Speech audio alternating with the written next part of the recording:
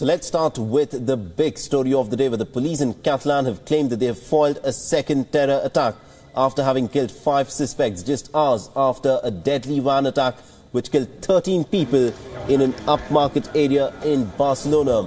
And according to reports which have been coming in, the 5th suspect, who was injured and arrested, has now reportedly succumbed to his injuries.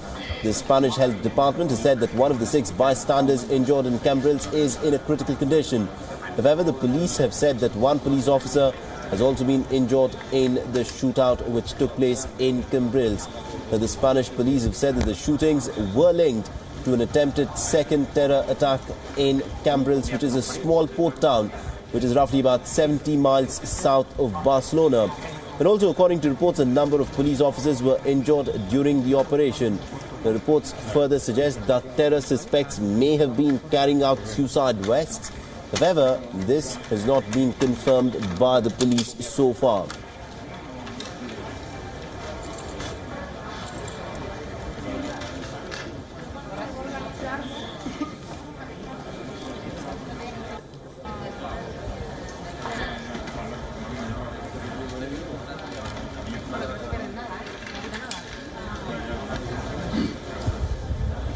Right, and for more on this, we are joined by Stephen Golub, who is an international affairs expert. Mr. Golub, this is a shocking incident which has taken place in Spain. The first question which of course comes to mind is Spain, which is so far away from areas where the ISIS operates. Why has it been targeted by the so-called Islamic State? Oh, I think, well, we can only speculate, but my speculation would be for the same reasons why they targeted France and Belgium or the United Kingdom. It's to really sow terror in the Western world generally. It could be that the specifics of this incident were that they were targeting tourists as well to hurt Spain's economy. But I don't have all the details. I don't think we know all the details of that yet. And of course, what I want to add and emphasize is the most important aspect of this is I'm sure all of our hearts and sympathies go out to the people of Spain, and most of all to the families and friends of the people who perished in this horrible event. Absolutely. And also, when we look at the modus operandi which has been used in this particular instance, a van was used to drive into a crowded area where there were a number of pedestrians about, which has killed 13 people and resulted in injuries to over 100 others. Now, the first time that something of this kind was attempted was in the year 2016, where an attack took place in the city of Nice in France, where people who were celebrating the Bastille Day, they were targeted, which led to the death of about 86 people. So this is a new form that is now being increasingly used by terrorists to target people. Is there any way that perhaps the security agencies could employ which can put a stop to this kind of a terror attack that is taking place? Well, it was also used, by the way, and at least one other incident in London near the Houses of Parliament not that long ago. Right. I know that near the Houses of Parliament they put up additional barricades to prevent at the specific bridge where this occurred, to prevent motor vehicles from then getting onto the sidewalks of that bridge. And perhaps some more could be done in some places to prevent something like this. But ultimately, people walk on sidewalks and people drive down streets. So there's only so much that could be done, and it's limited. So do you think, perhaps what the security agencies have in terms of putting a stop to this kind of a terror attack, the options are fairly limited? Well, I'm sure security agencies are taking all sorts of steps to try to prevent these to begin with. It's very, very possible, not that I know for certain, that security agencies in France or Spain or the US or India, for that matter, have already stopped certain attacks of this sort before they were able to occur. But beyond preventing them and beyond, in some areas, putting up barriers to prevent trucks or cars from jumping onto sidewalks, there's probably not much that could be done. Maybe more background checks for people who may be renting cars and trucks and the like. But those background checks can only take you so far. Absolutely, and also considering the fact that the Islamic State is losing its you know, the territories that it actually holds. For instance, the city of Mosul was lost by the Islamic State. The city of Raqqa in Syria is now under siege, where the Syrian forces seem to be gaining the upper hand. Is that one of the reasons why you believe that could have possibly led the Islamic State to try and target a place like Barcelona? Well, certainly these types of operations are not mutually exclusive. That is, terrorist attacks abroad on the one hand and trying to hold territory in Syria and Iraq on the other.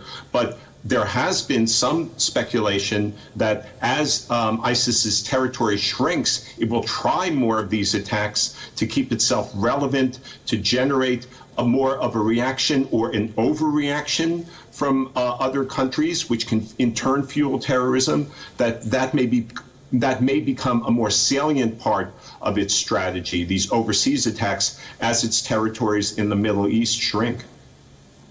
Right, Mr. Stephen Golub, do continue to stay on with us. We'll, of course, come back to you for more on this big story that we are tracking.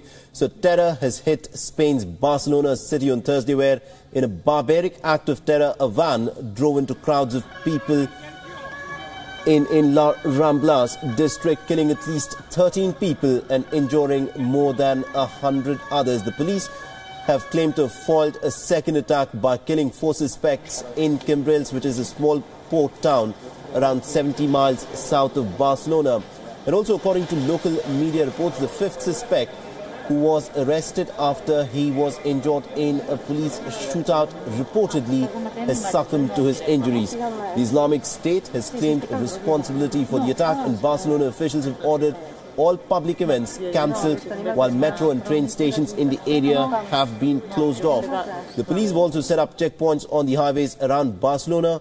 And meanwhile, in another separate incident, a car reportedly rammed into a group of policemen, where 2 policemen have been injured, is what has been reported. But it is unclear whether this incident has any links to the earlier deadly van attack which has taken place in Barcelona.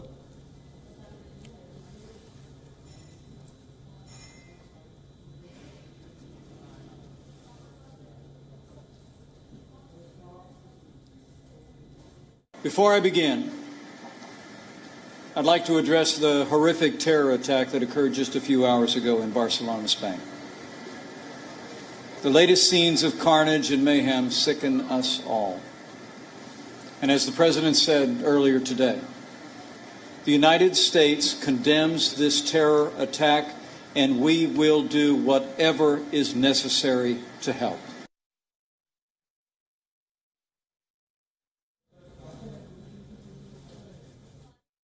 So that was Mike Pence there, the Vice President of the United States, condemning the dastardly terror attack. And let's also listen in to what some of the eyewitnesses had to say about this incident, where the van ploughed into a very crowded group of pedestrians in Barcelona.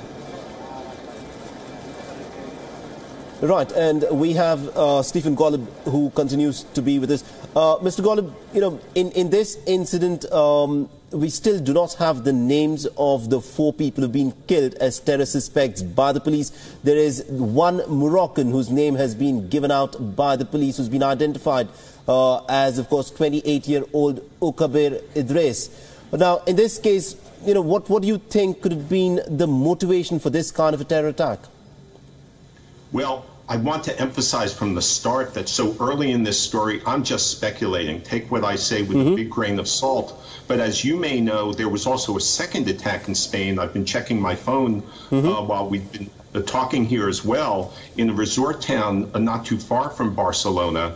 And it does make you wonder whether, in addition to just sowing the seeds of terror generally, these people, these terrorists, were specifically targeting tourists as a way of discouraging them from going to Spain, discouraging them from traveling within Spain, foreign tourists, discouraging them from going to Europe generally. That may be part of the motivation or the mosaic that we're looking at here.